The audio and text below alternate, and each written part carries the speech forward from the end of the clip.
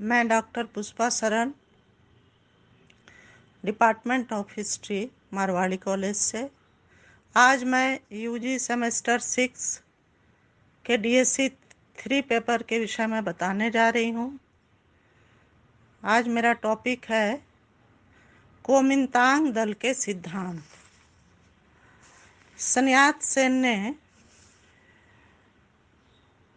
Kuomintang दल की स्थापना की थी और सन यात सेन चीन की राष्ट्रीय एकता, गणतंत्र की स्थापना और शासन में सुधार लाने के लिए इस दल को संगठित और शक्तिशाली बनाकर चीन में जनता का शासन स्थापित करना चाहते थे। कुओमिंतांग को शब्द विच्छेद करने पर कुओ का अर्थ देश, मिन का अर्थ जनता और तांग का अर्थ पार्टी है, अर्थात देश की जनता की पार्टी। कुओमिंतांग दल के सिद्धांत और आदर्श वास्तव में सन यात सेन के विचार पर आधारित थे। चीन में जन चेतना को जागृत करने के लिए समय समय पर कई पुस्तिकाओं का प्रकाशन किया गया था। उनमें इन दलों के सिद्धांतों की व्याख्या की गई।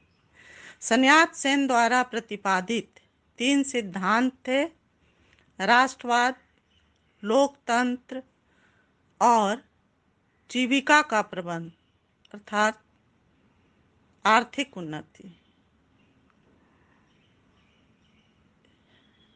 उन सिद्धांतों की व्याख्या संक्षेप में इस प्रकार है।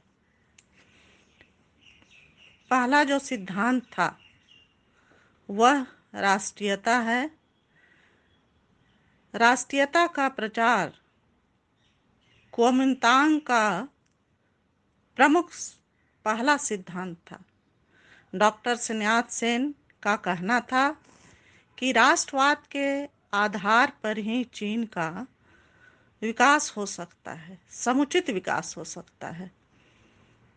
विदेशी साम्राज्यवाद चीन की राष्ट्रीय प्रगति के मार्ग में सबसे बड़ी बाधा थी। वे कहते थे कि चीन की जनता की दशा रेत के एक ढेर के समान है, जिसमें सभी आपस में तो मिलते हैं, लेकिन एक शक्ति के रूप में बना देने के लिए एक सीमेंट का अभाव है। सीमेंट जो रहता है वो बालू को एक कर देता है, तो सीमेंट के अभाव को उन्होंने यह जतलाया है कि राष्ट्रीय एकता ही एक ऐसा तत्व है जो सीमेंट के समान उन्हें एक दूसरे के साथ जोड़कर जबरदस्त ताकत बना सकता है। वस्तुतः चीन का आर्थिक शोषण कर विदेशियों ने उसे औपनिवेशिक राज्यों से भी हीन बना दिया था। इसलिए चीन को बचाने के लिए लोगों के हृदय में देशभक्ति की भावना को जगाना काफ़ी आवश्यक था।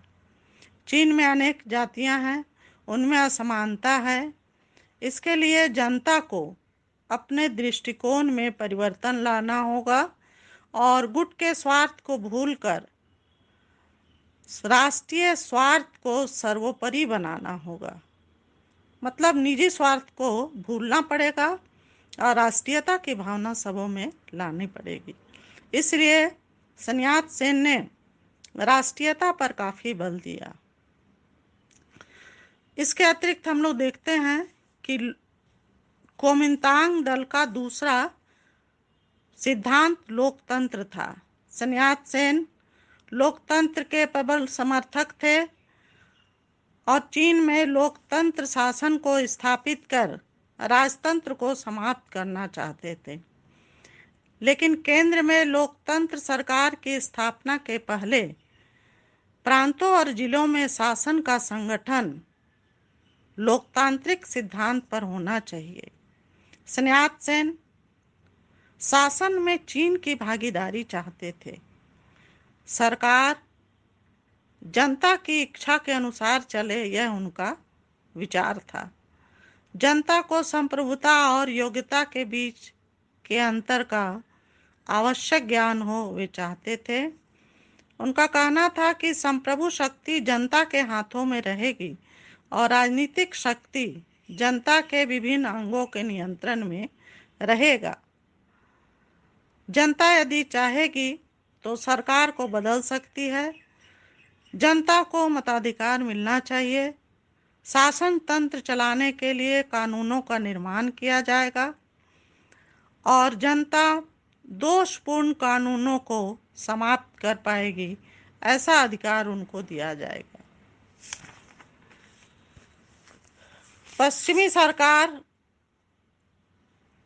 पश्चिमी देशों में सरकार के 3 प्रमुख अंग हैं, कार्यपालिका, विधायिका और न्यायपालिका। सन्यात सेन ने उसमें 2 अंगों को जोड़ना चाहा, जिसमें असैनिक सेवा परीक्षा और निरीक्षण। 5 शक्ति वाला संविधान चीन में एक ऐसे सरकार को लाएगा जो जनता के लिए और जनता द्वारा शासित होगा। प्रारंभ में कुओमिंतांग का संविधान अंग्रेजी भाषा में तैयार किया गया था। सन्यात सेन ने स्वीकृति दी और उसका अनुवाद चीनी भाषा में किया गया। इस प्रकार कहा गया कि जनता को लोकतंत्र की शिक्षा धीरे धीरे दी जाएगी और सामाजिक बुराइयों को दूर करने का प्रयास किया जाएगा।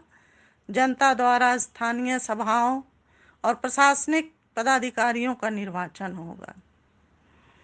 इसके बाद लोकतंत्र शासन प्रारंभ होगा और संविधान के अनुसार राज्यों का गठन किया जाएगा। इसके बाद उन्होंने कहा कि जीविका का प्रबंध होना चाहिए। इस प्रकार कुओमिंतांग का तीसरा सिद्धांत जीविका का प्रबंध है। चीन मूलतः कृषि प्रधान देश था। जनसंख्या का बहुत बड़ा भाग गांव में निवास करते थे और उनकी जीविका का आधार खेती थी।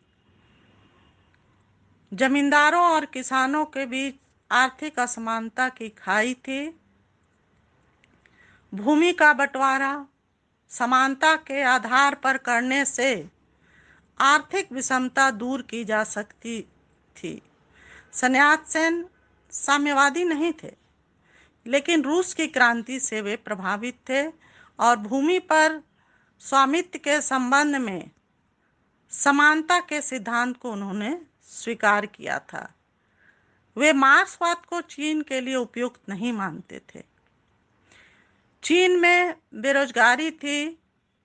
राष्ट्रीय पूंजी का विकास करके चीन में यातायात के साधनों को विकसित किया जा सकता था। चीन के अंदर छिपे हुए प्राकृतिक साधनों की खुदाई की जा सकती है। उद्योग धंधों की स्थापना की जा सकती है। यंत्रों का प्रयोग कर उत्पादन में वृद्धि की जा सकती है और राजकीय शक्ति का प्रयोग कर बेकारी दूर की जा सकती है। सन्यात सेन ने स्पष्ट रूप से स्वीकार किया कि उनकी सरकार कृषकों की दशा में परिवर्तन लाकर उनकी स्थिति को संपन्न बनाने का प्रयास करेगी। चीन में उत्पादन की समस्या थी। उत्पादन में वृद्धि के बाद वितरण का प्रश्न उठता। इसलिए सन्यात सेन विदेशी पूंजी की जाल को ही काट कर हटा देना चाहते थे। वे आर्थिक साम्राज्यवाद के कट्टर विरोधी थे और वे हमेशा जीविका के प्रबंध को व्यवहारिक रूप देना चाहते थे। इस प्रकार हम लोग जानते हैं कि कुओमिंतांग दल के सिद्धांत ने चीन को एक अच्छा आदर्श दिया और राष्ट्रीयता, लोकतंत्र और जीविका का प्रबंध कुओमिंतांग दल के सिद्धांत बनाए गए। सन्यात सेन ने काफ़ी प्रयास किया। तो इस प्रकार सिद्धांत के विषय में हम लोग प्रमुख रूप से इसके 3 ही सिद्धांत के विषय में, इसके जो 3 सिद्धांत थे वे काफ़ी लोकप्रिय भी हुए चीन में। राष्ट्रीयता, लोकतंत्र और जीविका का प्रबंध। इस प्रकार बच्चों आज कुओमिंतान दल के सिद्धांत को बताया गया। धन्यवाद।